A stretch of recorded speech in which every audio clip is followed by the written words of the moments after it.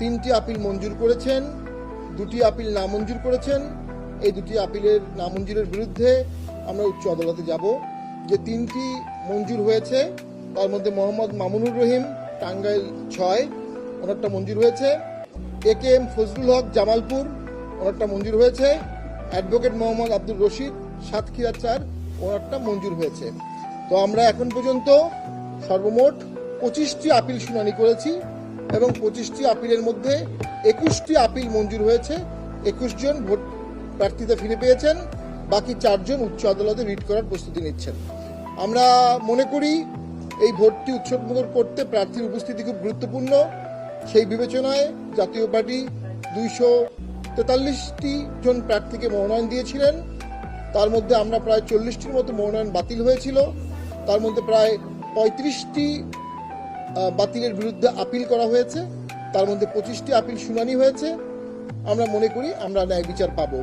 পাশাপাশি দেশে ভোটের যে উৎসব এবং প্রাণবন্ততা দেখার কথা, আমরা সেই উৎসব এবং প্রাণবন্ততা দেখছি না।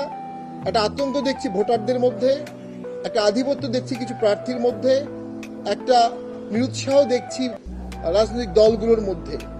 সরকার যে ভোটের জোয়ার ওঠানোর দায়িত্ব ছিল, অন্তর্বর্তী সরকার প্রধানত নির্বাচনের সরকার, নির্বাচন আসলে নির্বাচনের জোয়ার ওঠাবে, মানুষের উৎফুল্লতা আনবে, সেটা না করে আমরা দেখছি মানুষের মধ্যে ভোটের উৎসাহ ব্যাপক হারে আমরা দেখতে পাচ্ছি না এবং সরকার এই বিষয়ে সচেষ্ট না। এবং যে গণভোট, যেটা নিয়ে অনেকের উৎসাহ আছে, কিছুটা একপাক্ষিকভাবে সে গণভোটের প্রস্তাবনা করা হয়েছিল, সেই গণভোট নিয়েও সকল প্রার্থী বা সকল দলের মধ্যে উৎসাহ দেখা যাচ্ছে না। অনেক ক্ষেত্রে প্রত্যেক প্রার্থী নিজস্ব আসনের জয়ের দিকেই ধাবিত হচ্ছে। গণভোটে গণজট সৃষ্টি হয়ে যেতে পারে। প্রায় 4টি প্রস্তাবনার একটি গণভোটের প্রশ্ন অনেক বৃহৎ। যখন ভোটাররা ভোট কেন্দ্রে যাবে, তারা এই প্রশ্ন পড়ে একটি মাত্র উত্তর দিতে হবে। 4টি প্রশ্নের একটি উত্তর, এটা অযৌক্তিক। 4টি প্রশ্নের 4টি উত্তর হওয়া উচিত ছিল এবং তার ভিত্তিতে 4টি প্রস্তাবনা পাশ হতো।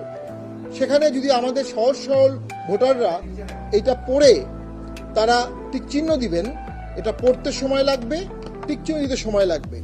এর ফলশ্রুতিতে আমাদের কিউ লম্বা হতে পারে। যখন লম্বা কিউ হবে, তখন মধ্যম সারির ভোটাররা তারা ভোটে নিরুৎসাহিত হয়ে চলে যাবে। এটাও ভোট কাস্টিংকে এফেক্ট করবে। এই বিষয়গুলো নির্বাচন কমিশনকে বিবেচনা রাখতে হবে, বুথ বাড়াতে হবে, ফাস্ট ভোটিং এর ব্যবস্থা করতে হবে। ইতিমধ্যে তারা 1 ঘন্টা ভোটিং বাড়িয়েছে। তো আমি মনে করি এটা আরো 1 ঘন্টা বাড়ানো উচিত, অথবা আরো 1 ঘন্টা আগে শুরু করা উচিত। তাহলে হয়তো সকল ভোটাররা ভোট দিতে পারবে।